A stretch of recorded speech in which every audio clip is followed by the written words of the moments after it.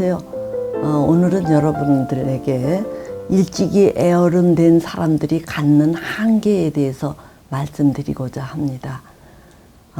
이제 제가 상담실에 이렇게 있다 보면은 이제 가정의 불화가 폭발이 되거나 터져서 찾아오는 사람들이 꽤 있어요. 어떤 부인이 저를 찾아와서 하는 얘기가, 결혼을 했더니 남편이 어찌나 경직되고 자기 고집이 센지 초반에는 투닥투닥 싸웠는데 도저히 이길 수가 없더래요. 그래서 하는 수 없이 남편에게 이제 맞추고 숨죽이도 살았다고 합니다. 그렇게 자기는 숨죽이고 사는데 애들은 이런 아버지를 견디기 어려워했어요. 그래서 아들은 아들대로 튕겨져 나가고 결국은 딸도 고등학교 학생이 되더니 가출을 일삼는다는 거예요. 그러니까 이 부인이 자기는 그런 남편을 맞추고 사느라고 죽을 애를 썼는데 애들마저 이제 이런 식으로 자꾸 문제를 일으키니까 이게 와서 어떻게 했으면 좋겠느냐는 얘기예요. 그래서 저는 도대체 남편이 어떻게 살았던 사람인데 아내를 숨죽이고 살게 하고 아들 튕겨져 나가고 급기야 딸마저도 이 가출을 일삼는 형태가 되느냐는 얘기예요. 이제 가정이 엉망진창이 된 거지요. 그래서 제가 이 부인만 그 상담해서 될 것도 아니고 남편을 오라 그랬어요. 그랬더니 남편도 아들이 집을 나가고 이랬을 때는 막 거품을 물어가면서 아들을 욕하고 그랬는데 딸까지 그러니까 이제 남편도 기가 꺾인 거예요. 그래서 저에게 이제 왔는데 역시 저에게 오기는 했지만 자기 얘기만 하지 말이 많아요. 남의 말을 안 들어요. 그래서 옆에 앉아있는 부인에게도 묻고 이렇게 하면서 이제 살펴낸 게, 이 남편이 그 개천에서 용나듯 그렇게 자란 사람이에요. 그러니까 어린 시절부터 자기가 아주 강한 의지로 어떤 난관을 자기 힘으로 다 극복하는 과정에서 이 사람이 아주 투철한 자기 의지만 갖고 깡다구 있게 살았지, 부드럽게 양보하고 타협하고 귀 기울이고 이런 것들을 익히지 못한 거예요. 그래서 제가 그 남편에게 당신 같은 잘한 사람은 이러이러한 결과를 필연적으로 맞이할 수밖에 없다. 그러니까 당신이 변하지 않으면 이 가정을 이끌 수 없다. 아주 이렇게 단정하듯 얘기를 하니까 이 남자가 제 말을 삭히느라고 씩씩거리면서도 할 말이 없으니까 결국은 고개를 숙이고 말더라고요. 저는 그 사람에게 이제 그런 얘기를 했어요. 당신도 이 상담을 통해서 뭔가 릴렉스하는, 긴장을 푸는 방법을 익혀야 된다. 그러니까 당신이 변해야 된다. 이런 얘기를 여러 차례 했는데 그 이야기가 뭐 그렇게 그 간에 기별이 간 것 같지는 않아요. 그래서 그 남자도 3번 상담을 하고서는 더 이상 하지를 못했는데, 이참에 이제 여러분들께 말씀드리고 싶은 것은 이렇게 일찍이 애는 애답게 자라나는 경험을 해야 되는데, 그런 과정이 생략된 채 애어른이 되어서 이렇게 산 사람네들이 어른이 되었을 때 갖는 행동 특징이 있어요. 그런 게 어떤 거냐면은 이제 첫째가 자기가 옳다라고 이렇게 고집불통 식의 태도를 보이는 것. 자, 왜 그러냐면은 이 어렸을 때 애답게 크면서 혼나기도 하고 어떤 조언도 듣고 이렇게 크면은 아무래도 마음이 개방적인데, 이 사람네들은 자기가 스스로 알아서 결정하고 실행에 옮겼기 때문에 아주 깡깡해요. 그러다 보니까 남의 말을 안 듣는 거예요. 이런 것들이 이제 굳어져서 어른이 되어서도 자기만 옳다 하는 이런 고집불통의 태도를 보여요. 이제 또 두 번째 부작용은 자기보다 나이 든 사람네들하고 관계가 좋지 않아요. 이 사회에 나오면은 자기보다 이제 어른들이 많이 있는데, 어른들이 우리 한국 사회는 수평 사회가 아니고 이게 서열 사회거든요. 즉 권위를 상당히 중시하는 사회인데, 사회 초년생에게 이러고 저러고 많은 뭐 어떤 지시나 잔소리를 하지요. 이 상사나 어른들이. 그런데 그러한 이야기를 예 하고 기분 좋게 맞이하면은 상호 좋을 텐데, 일찍이 자기가 스스로 알아서 했던 사람네들은 이 권위자를 인정하지 않아요. 그러니까 자기가 옳다라는 식이에요. 그러니까 이 자기와 나이 든 사람네들과의 관계가 불편해요. 그래서 이런 사람네들은 자기가 대장질 할 수 있는 자기보다 나이 어린 사람들하고만 어울리려고 하는 특성을 갖는다는 얘기예요. 또 세 번째의 부작용은 남들보다 이 발전 속도가 아주 더디다는 얘기예요. 그럴 수밖에 없는 거는 이제 이 어렸을 때 막 이렇게 개구지게 어린아이답게 자란 애들은 그때그때 위기 상황에서마다 어른들이 야야 그건 그렇게 하는 거 아니다, 또는 저 길로 가라, 그렇게 하면 못 써, 이런 잔소리를 듣고 자란 애들은 아무래도 다른 사람네들의 이야기를 듣는 거에 상당히 이 개방적 태도를 갖고 있어요. 그렇기 때문에 시행착오를 좀 줄일 수 있지요.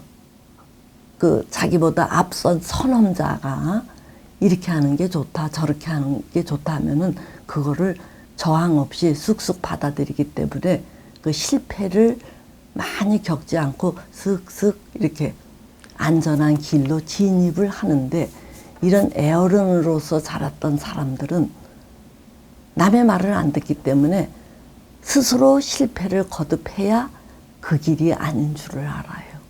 그렇게 하다 보니까 이제 어른들을 의지했던 애들은 이렇게 나이가 들어갈수록 이렇게 점진적으로 이렇게 발전을 하는데, 애어른으로 살았던 사람들은 초기에는 자기 또래보다 이렇게 쭉 커 있지만 그 수준에서 점진적인 발전을 이룩하지 못하고 그 수준에서 계속 맴돌아요. 그리고 자기가 아주 이렇게 호되게 실패를 경험하고 나서야 비로소 조금 전진하는 이런 수준이니까 제자리 걸음을 하는 시기 많다는 얘기예요. 자, 그리고 이런 사람네들은 그렇게 이제 자기보다 못해 보이던 사람네들은 이렇게 앞으로 쭉쭉 나가는데, 자기는 그렇지 못하고 늘 제자리 걸음을 하는 시기니까 세상에 대해서 비관적인 또 태도를 많이 갖고 있지요. 그래서 화들이 많아요. 화들이. 그러니까 바깥에서 다른 사람들하고 기분 좋게 어울리지 못하는 것은 물론 가정 내에서도 화가 많으니까 측근의 사람, 즉 아내나 가족에게 자꾸 그런 것들을 이게 쏘아붙이듯이 묻어내는 경향을 보인다 그래요. 그래서 저는 저희 제자들에게 뭐 이제 농담할 때, 야 가급적이면은 이 순탄하게 자란 사람들과 결혼해. 그래야 무리 없이 흘러가지. 개천에서 용나듯 아주 악전 고투하듯이 산 사람들은 자기도 모르게 독성들이 있기 때문에 그 독성의 피해를 보게 된다. 즉 멀리 있는 사람네들은 이 사람이 아주 이렇게 성공하고 아주 결단력이 있고 또 추진력이 있으니까 좋아하는데, 가까이 있는 사람들은 굉장히 어려워요. 남의 말을 안 듣고 자기도 모르게 독성을 내비치니까.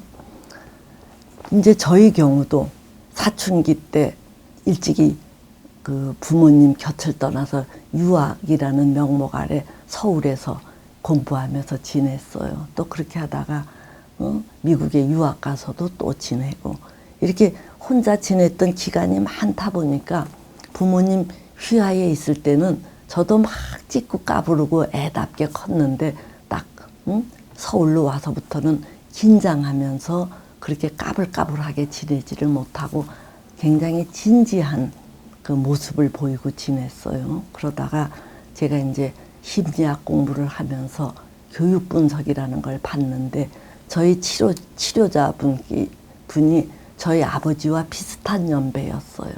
이제 제가 점점 이게 치료를 받으면서 긴장이 풀리고 또 그 치료자가 제 이야기를 잘 들어주니까 그 치료자에게 저도 모르게 까불 이렇게 될 거예요.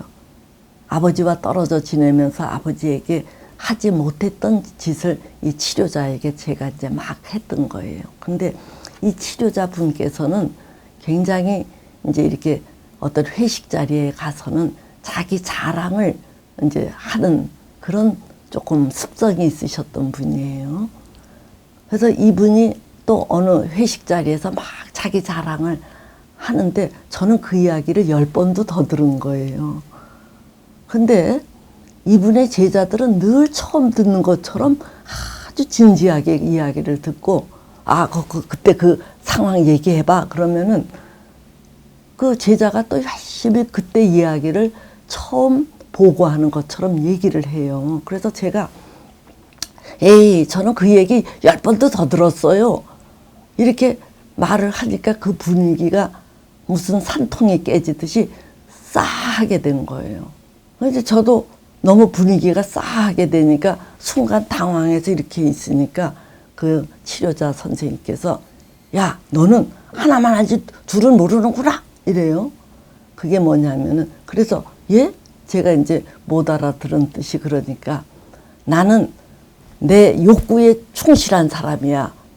이게 칭찬 듣고 싶으니까 그런 것들을 마구마구 펼치는데 점잖게 있는 사람들은 자기 이상으로 칭찬을 듣고 싶고 인정을 받고 싶어서 점잔을 뺀다라는 걸 몰라?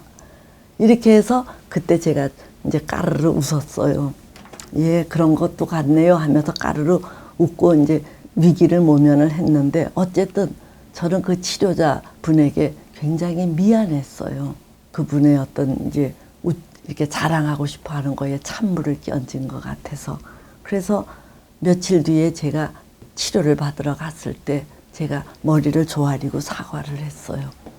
선생님, 며칠 전에 그 회식 자리에서 제가 그렇게 산통을 깨서 죄송했습니다 하고 사과를 했더니 이 치료자분께서 저를 보고 뭐라고 하시느냐면 어서 까불어. 지금이라도 까불지 않으면 늙어서 주책을 부릴 테니까 이러는 거예요. 그래서 그때 또 제가 까르르 웃은 기억이 있습니다.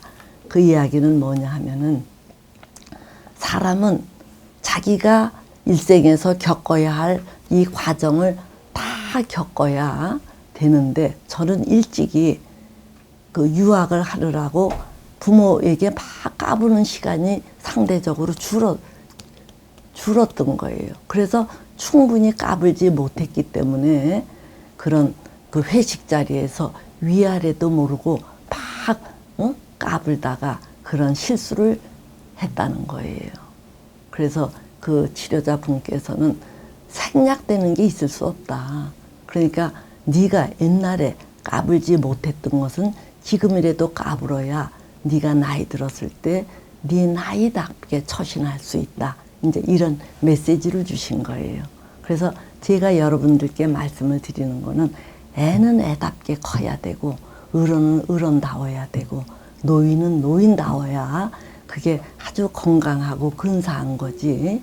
일찍이 애어른으로서 크거나 어른이 되어서 또 주책 부리듯 하는 것은 썩 건강하지 않다. 이런 말씀을 드리고자 합니다. 오늘은 여기까지 하지요.